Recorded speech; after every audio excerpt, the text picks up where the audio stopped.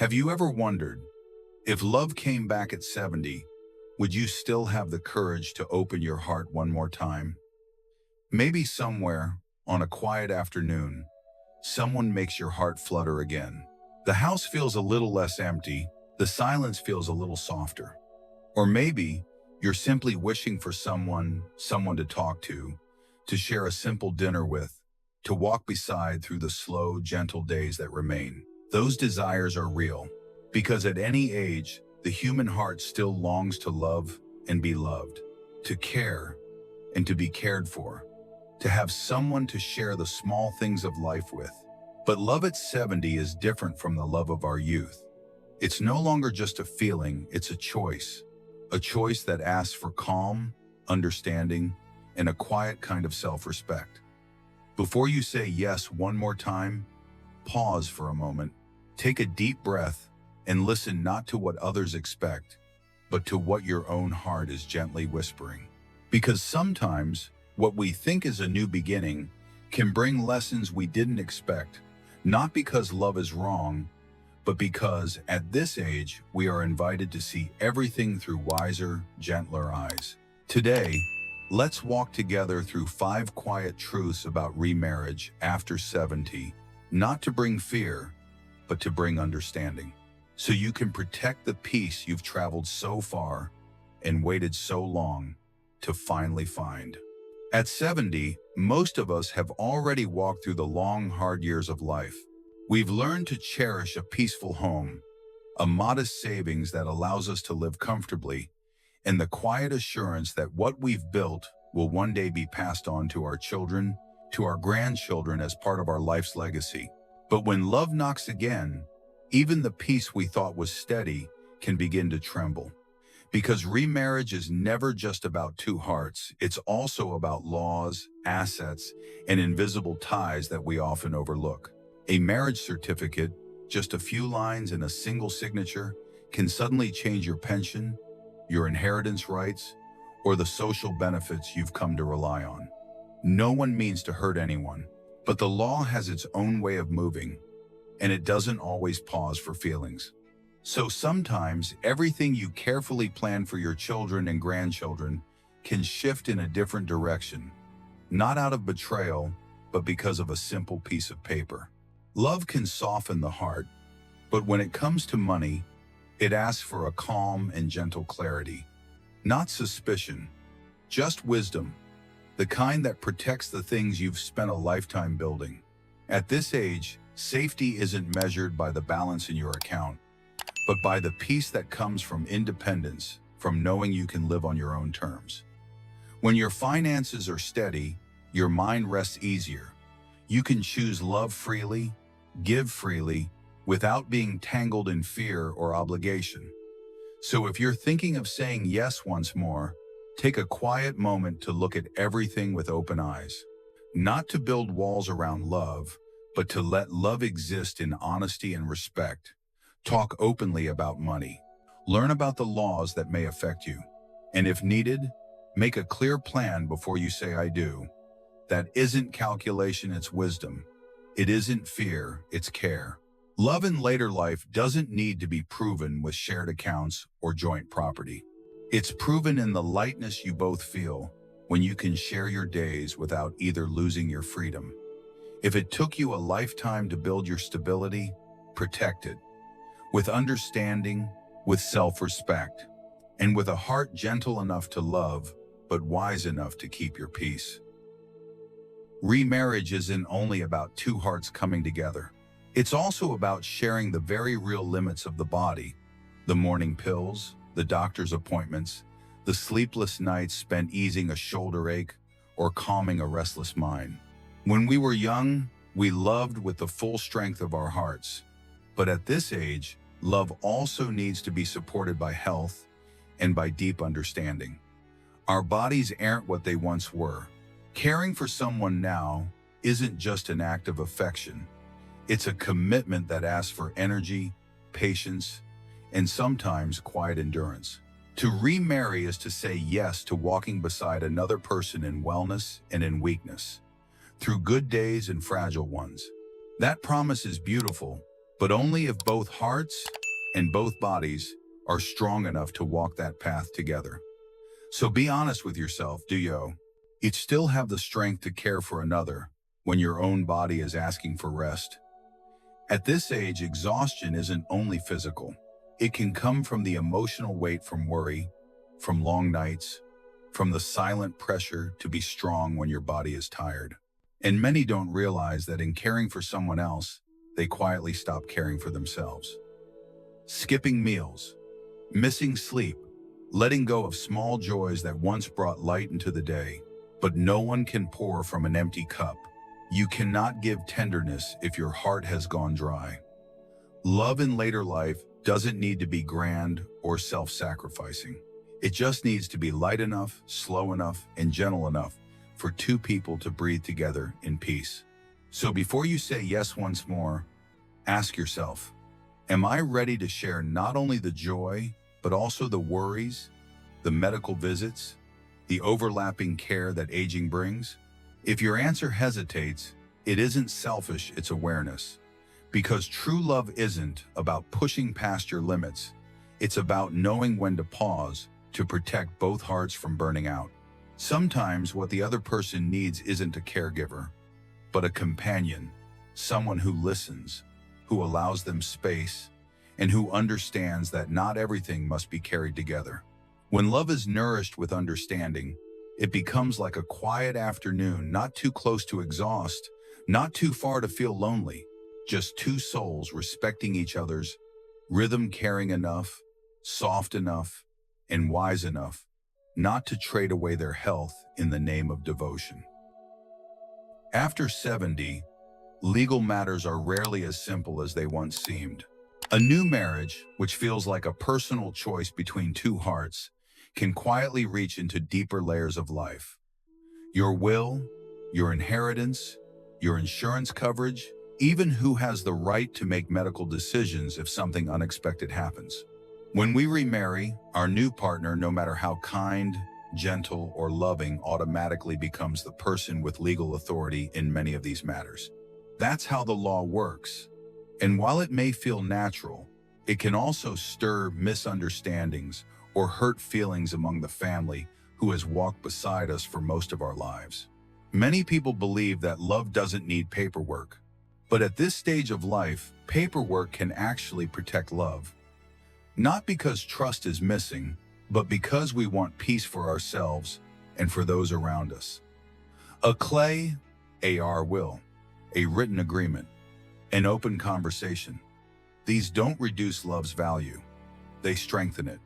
They help both people live in respect without worry or confusion. When handled with wisdom and kindness, legal clarity isn't a wall between two people.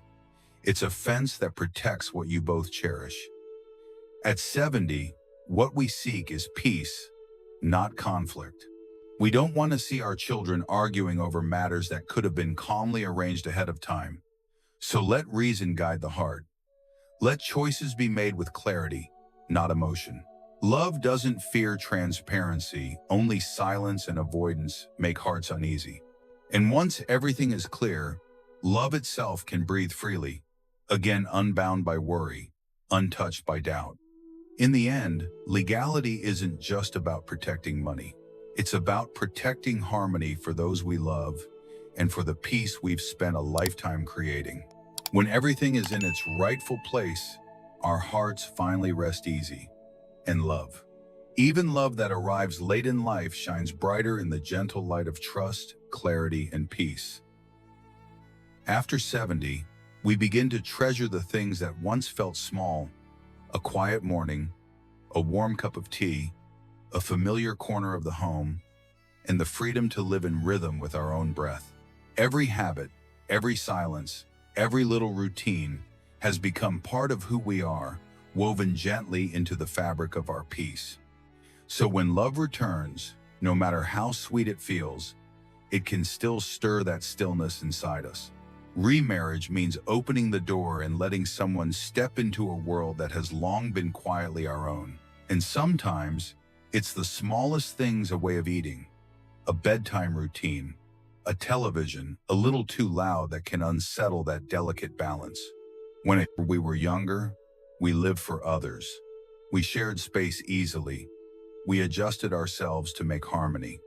But at this age, freedom is no longer a luxury, it's breath itself. Freedom doesn't mean loneliness.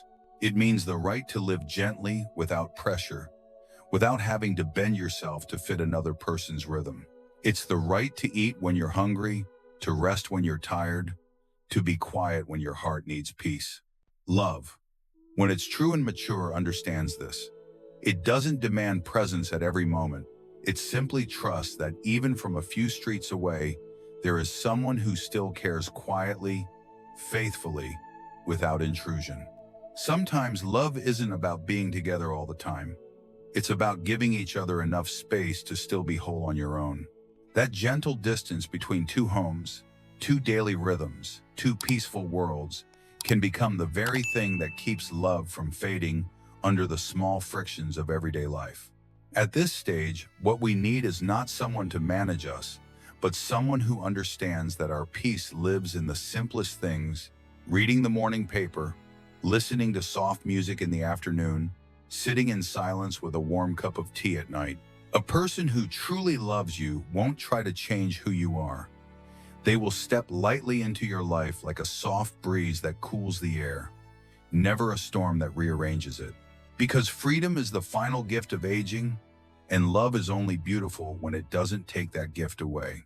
Love after 70 doesn't need promises or conditions, just quiet companionship, where both can live in their own homes, under warm light, breathing slowly, hearts at ease knowing that somewhere, someone is smiling softly, thinking of you, without ever asking you to become anyone else.